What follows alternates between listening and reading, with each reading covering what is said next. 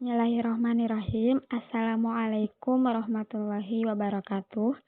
Perkenalkan, nama saya Risa Putri, Prodi Farmasi kelas 1B, NIM 3111992.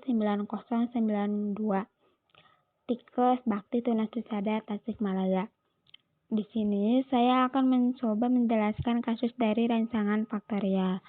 Untuk contoh kasusnya yaitu seorang peneliti bermaksud melakukan percobaan faktorial tentang pengaruh pupuk kandang dan pengapuran terhadap ketersediaan fosfor menurut metode ekstraksi dry 2 di tanah masam podzolik merah kuning bekas padang alang-alang yang ditanami kedelai.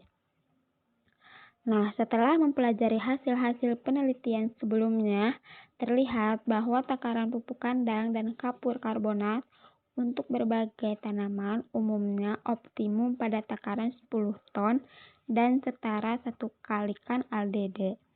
Atas dasar penelusuran ini, beliau mengajukan hipotesis. Yang pertama, pupuk kandang akan berpengaruh positif nyata terhadap ketersediaan P atau H1 umum dan akan optimum pada takaran 10 ton per hektar atau H1 khusus. Kedua, kapur akan berpengaruh positif nyata terhadap ketersediaan P, H1 umum dan akan optimum pada takaran setara 1 kalikan ALDD H1 khusus. Dan yang ketiga, pupuk kandang dan kapur akan berinteraksi secara nyata H1 umum dalam meningkatkan ketersediaan P dan akan optimum pada kombinasi perlakuan 10 ton per hektar dan setara 1 kali ALDD atau H1 khusus. Perhatikan, yang pertama, hipotesis H1 diajukan berdasarkan salah satu kemungkinan hasil uji F yang kemudian dianjurkan dengan salah satu kemungkinan hasil uji lanjutan atau beda pengaruh tingkat faktor. Kedua, hipotesis ini menunjukkan bahwa derajat kepentingan pengaruh utama A, pengaruh utama B, dan pengaruh interaksi AB dalam percobaan sama besar. Atas dasar hasil penelusuran tersebut, beliau merancang kombinasi perlakuan. Yang pertama ada faktor pupuk kandang atau simbolnya A. A0 yaitu tanpa pupuk kandang. A1 5 ton per hektar pupuk kandang. A2 10 ton per hektar pupuk kandang. A3 15 ton per hektar pupuk kandang. Dan yang kedua faktor kapur simbolnya B. B0 tanpa kapur, B1 0,5 kalikan ALDD, B2 1 kalikan ALDD, B3 1,5 kalikan ALDD. Ini data ketersediaan P dalam tanah menurut kelompok X kombinasi perlakuan. Nah, di sini kombinasi perlakuannya ada pupuk A0, A1, A2, dan A3, kapur B0, B1, B2, dan B3. Untuk di sini ada 3 kelompok. Analisis jumlah kuadrat. Di sini bisa dilihat yang pertama ada FK atau singkatan dari faktor koreksi, yaitu menggunakan rumus TAB. Jumlah TAB dibagi jumlah keseluruhan pengulangan dari 3 kelompok ini. Nah, TAB-nya yaitu 210,7 dikuadratin per 48, hasilnya 924,8851. Yang kedua, dekat total yaitu jumlah kuadrat total.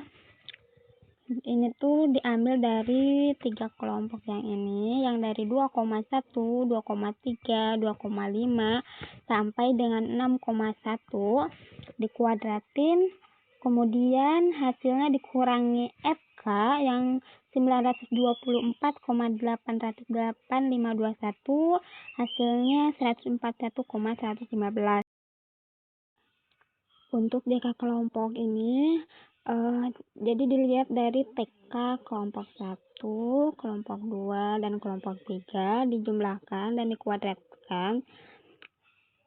dibagi 16. 16 itu dari pupuk A0, A1, A2, dan A3 dikalikan dengan kapur B0, B1, B2, dan B3. Hasilnya 16.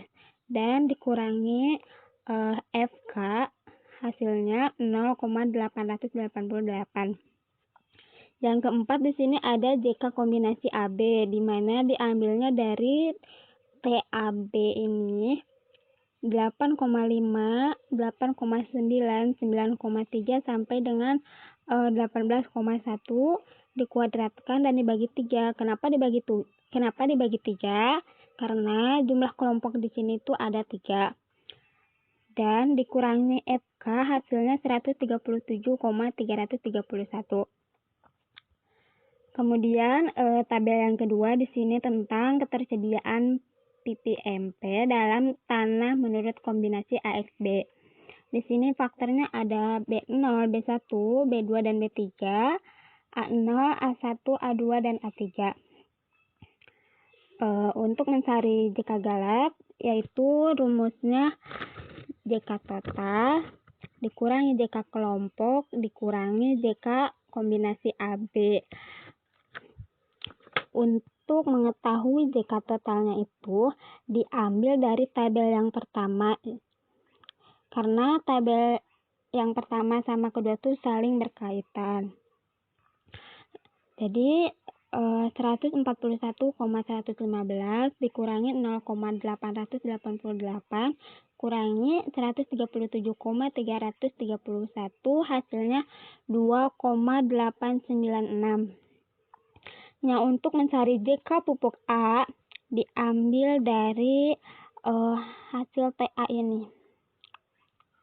Dijumlahkan A0, A1, A2, A3 kuadratin dibagi 12.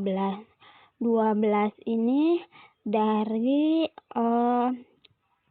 yang awal. Di sini kan ada 4 perlakuan dikali pengulangannya sebanyak 3 kali.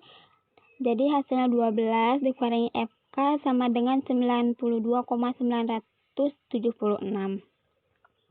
JK kapur B dilihat dari TB dijumlahkan dan dikuadratkan juga dibagi 12 dikurangi FK sama dengan 17,461. Nah, untuk JK interaksi AB ini untuk keseluruhannya yaitu JK kombinasi AB dikurangi JKA dikurangi JKB. Untuk kombinasi AB itu dilihat dari tabel yang pertama yang ini hasilnya 137,331. Kemudian dikurangi JKA yang 92,976 kurangi JKB 17,461 hasilnya 26,891. Kemudian di sini ada analisis sidik garam di mana tabel 7.8 ini hasil ansira pengaruh utama dan interaksi pupuk kandang dan kapur pertanian terhadap ketersediaan P dalam tanah. Di sini ada SK. SK itu sumber keragaman, DB derajat bebas, JK jumlah kuadrat, KT kuadrat tengah, F hitung, dan F tabel 5% dan 1%. Nah, untuk SK di sini DB 2. Kenapa bisa menghasilkan 2? Yaitu karena dari rumus ya. Rumus DB itu R kurangi 1. R itu kelompok. Kemudian JK 0,888, KT 0,444. Nah, untuk mencari KT rumusnya JK jumlah kuadrat dikurangi derajat bebas dibagi derajat bebas, maka akan menghasilkan 0,444. Untuk mencari rumus F hitung itu KT per galat, dan untuk mencari rumus F tabel yang 5% dan 1%, rumusnya tuh DB per galat. Di sini ada tabel. Nah, lampiran F tabel 5% dan 1%. Untuk mengetahui DB yang ini. Yang ke samping perlakuannya horizontal, sedangkan yang galat ke bawah atau vertikal. Dan angka di atas itu menunjukkan 5% dan yang di bawah 1%. Kesimpulan hasil uji F yang pertama itu, semua faktor utama dan interaksi pupuk kandang dan kapur berpengaruh sangat nyata terhadap ketersediaan petana, sehingga semua H1 umum diterima pada taraf uji 5 dan 1%. Sasaran utama uji F. Atas dasar kesimpulan ini, dapat disarankan bahwa pupuk kandang dan kapur dapat diterapkan secara terpisah, salah satu atau secara bersama-sama. Yang kedua, pengaturan lokal kontrol menurut kelompok berpengaruh nyata terhadap peningkatan P, berarti pengelompokan satuan percobaan ini berhasil memisahkan pengaruh keragaman dalam areal percobaan dari galat, sehingga ketelitian, keandalan, dan kebenaran percobaan meningkat. Yang ketiga, dengan KK yang kecil, KK itu koefisien keragaman 7,08% menunjukkan percobaan mempunyai derajat ketelitian yang tinggi, sehingga uji lanjutannya cukup dengan uji BNJ yang berderajat ketelitian rendah. Demikian presentasi dari saya. Mohon maaf apabila ada kesalahan. Hasbunallah wa ni'mal wakil. Wassalamualaikum warahmatullahi wabarakatuh.